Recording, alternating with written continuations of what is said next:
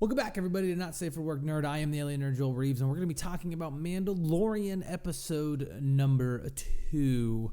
I know it's a little late, but it's before episode 3, and that's really all that matters, right? So the end of episode 1 was the revelation of Baby Yoda. That's right, everybody. Yoda, we get it. That's not the name of the species. But we don't know the species, so we're calling him Baby Yoda. He has been discovered in this pod. The Mando has seemingly betrayed the Bounty Hunters Guild by killing IG-11, taking the baby, and running away. We don't know what he's going to do with it yet, but he immediately fights a pack of other bounty hunters, a big pack of Trandoshans. You might know this from Bosk of the original trilogy, a famous bounty hunter. They come and they try to take Baby Yoda away from the Mando, and he makes fucking quick work of them. Another great action fighting scene from The Mandalorian, and it is revealed that there is a fob tracker for this baby. That makes 3 bounty hunters so far who are after Baby Yoda. How many more are there? That is the question. I am assuming a lot more. He gets back to his ship, and it has been pieced apart by Jawas. Teenie! Welcome back, Jawas, to the Star Wars universe. We have missed you. He goes on a beautiful action-adventure fight scene against a sandcrawler and probably 3 dozen Jawas, and you would think of what we've seen of the Mando so far, he would make short work of such tiny little creatures. But alas, the Jawas get the better of him. They stun him like they do R2-D2 in episode 4. He falls off, wakes up hours later. Baby Yoda's like, "Where have you been? I've been waiting, 'cause I'm cute as fuck." And so he gets back to Nick Nolte for help, and he's like, "The Jawas, they fucking fucked my ship." And he was like, "Yeah, they're fucking Jawas." So Nick Nolte brings him to the Jawas, makes him put down his weapons. We learn a little bit more about the Mandalorians when he responds, "The weapons are my religion, I cannot do that." Which is true. The Mandalorians are ancient warriors. Fighting is a part of who they are as a being. But he obliges, and the Jawas want to trade his parts back for his Beskar armor or for the Baby Yoda, to which he denies both of those, obviously. Why would you do that? And they settle upon getting an egg. They keep calling it an egg, and we don't know what it is.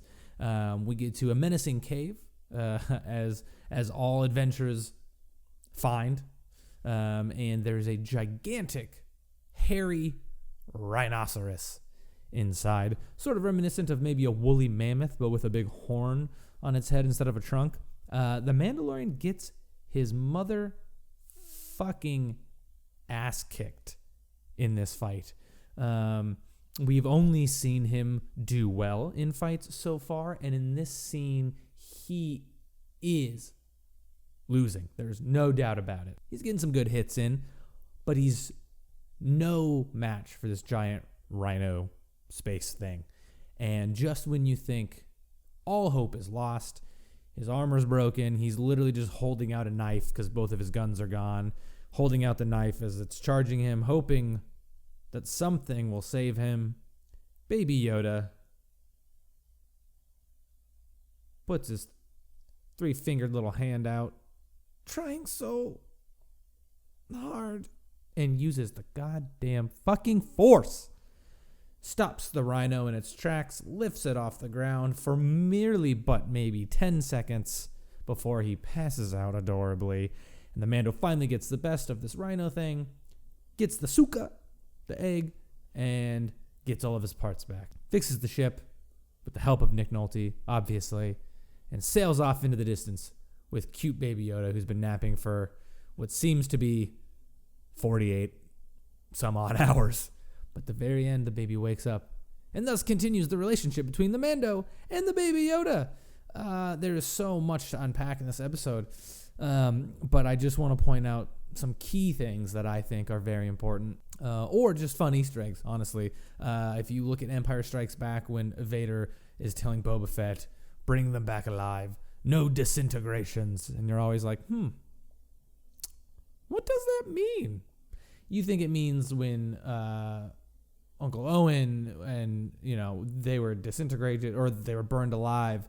But we see in this episode, the Mandalorian shoots at some Trandoshans and some Jawas, and his gun, whatever ammo is loaded in it, is literally disintegrating them in their tracks. That's a fun Easter egg. Also a dope-ass fucking weapon.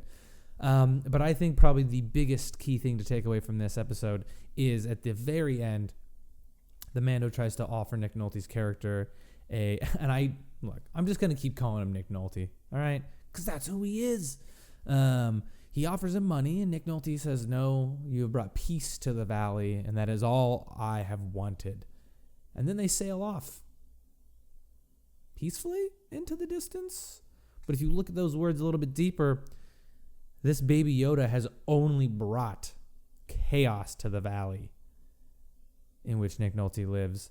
There are 3 that we know of, bounty hunters, after Baby Yoda. So the peace that it has brought to the valley is the Baby Yoda leaving, and now the Mandalorian is stuck with that chaos. And I can only assume there are at least 3 more bounty hunters after this Baby Yoda. So I think we're in for a little bit more action. I'm not pleased with how short all of these episodes are, especially if there are only 8 of them. These first 2 have been fairly quick. I'm hoping and I thought this was never something I would say, I hope they shove a little bit more exposition into the next few episodes so we learn more about where this Baby Yoda came from, who's sending all of these other bounty hunters after Baby Yoda, and I just hope maybe we get some actual bonding between Baby Yoda and the Mando. I know Baby Yoda can't talk yet, but I would love to see some relationship forming between them.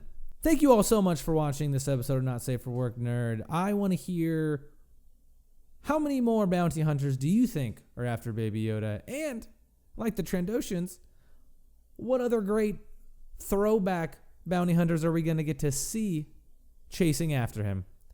Please like and subscribe this video. If you do not already subscribe, I've been getting a new subscriber every video, and I would love to keep that train rolling. Please help me out. Follow me all over social media at I'm the LA Nerd, which is this channel. I will see you next time, probably for the next Mandalorian review. Later, nerds.